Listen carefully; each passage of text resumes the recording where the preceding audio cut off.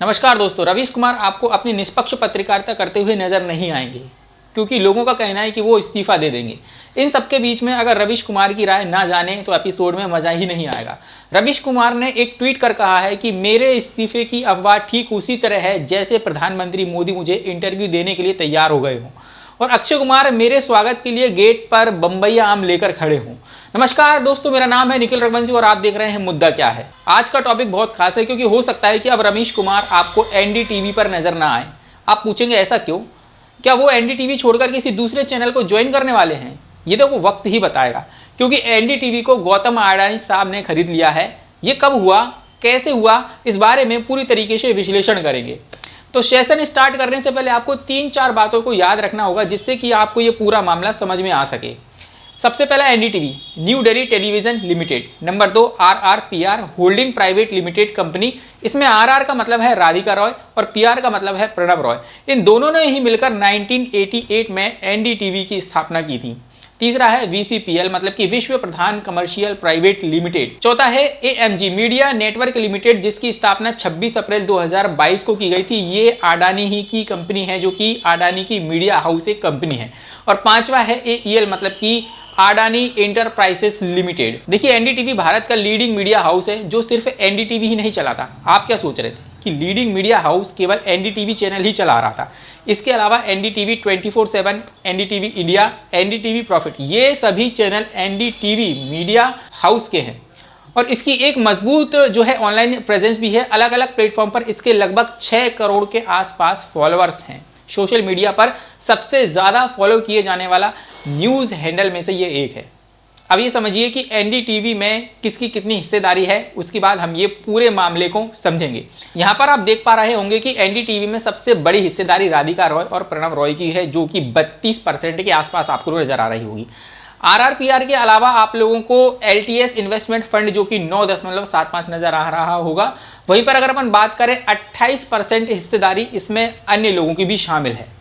अब इन दोनों की कंपनी आरआरपीआर ने साल 2009 में अपने कुछ कर्ज चुकाने के लिए वीसीपीएल से करीब 403 करोड़ का कॉर्पोरेट लोन लिया था।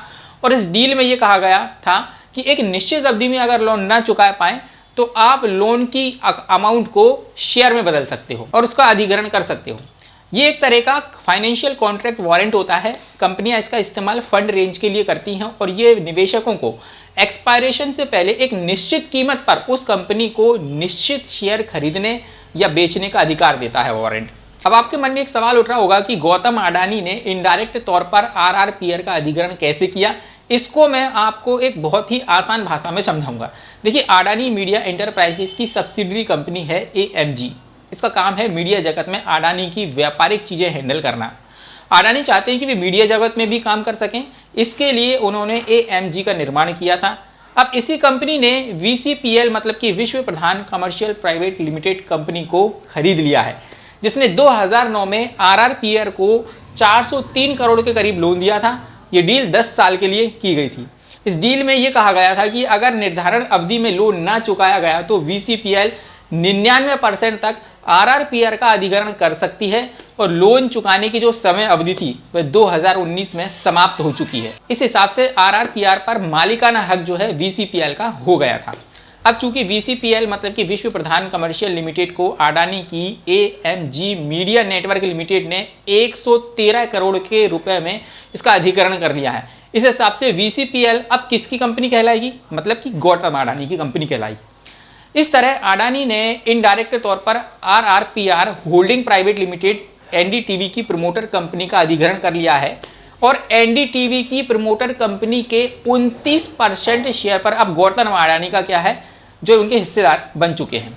लेकिन अडानी पूरी तरह से एनडीटीवी पर अपना मालिकाना हक चाहते हैं और अधिक शेयर खरीदना चाहते हैं, पर यह कैसे संभव होगा, आइए समझते हैं। अभी तक गौतम अडानी के पास में एनडीटीवी के 29% शेयरों का वो अधिग्रहण कर चुके हैं और 32% शेयर अभी भी राधिका रॉय और प्रणब रॉय के पास में हैं। अब 28% शेयर और अन्य लोगों के पास में है और 9% share LTS investment fund limited के पास में है।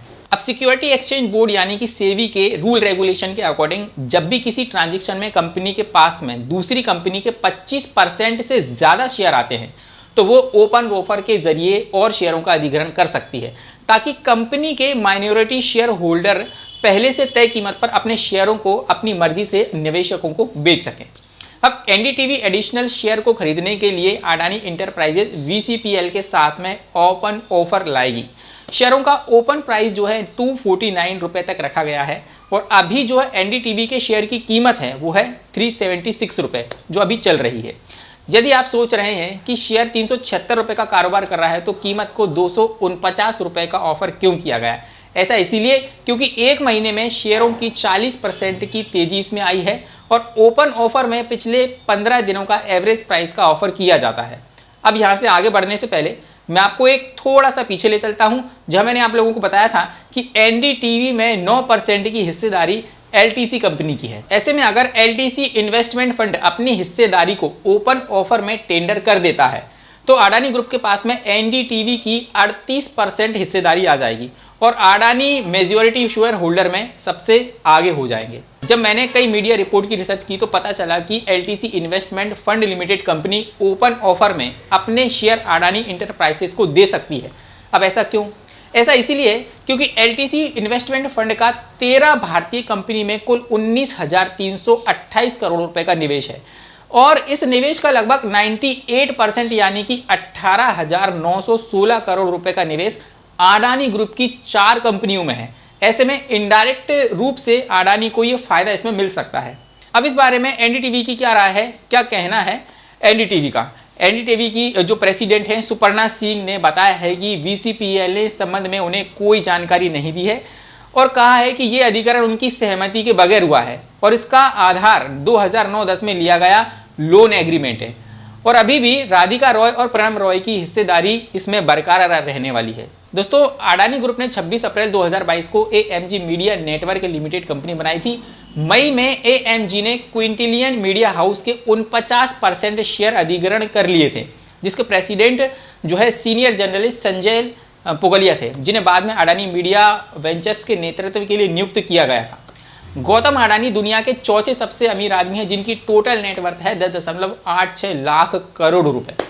तो दोस्तों, आज के सेशन में हमने ये जाना है कि जो किस तरीके से गौतम अडानी इनडायरेक्ट रूप से एनडीटीवी के शेयर को खरीद लिया है और आगे वह पूरी तरीके से एनडीटीवी को अपने हाथ में लेने वाले हैं। ये सेशन आप लोगों को कैसा लगा जरूर से जरूर अपनी लाइक कमेंट सेक्शन में मुझे बताएं और मुद्दा क्या है कि यूट्यूब चैनल को जरूर से जरूर सब्सक्राइब करें और बेल आइकॉन को दबाना बिल्कुल भी नहीं भूलें। तो फिर मैं मिलता हूं किसी नेक्स्ट एपिसोड में, किसी नेक्स्ट मुद्दे पर बात करेंगे। तब तक के लिए मुझे दीजिए इजाजत। जय हिंद और धन्यवाद।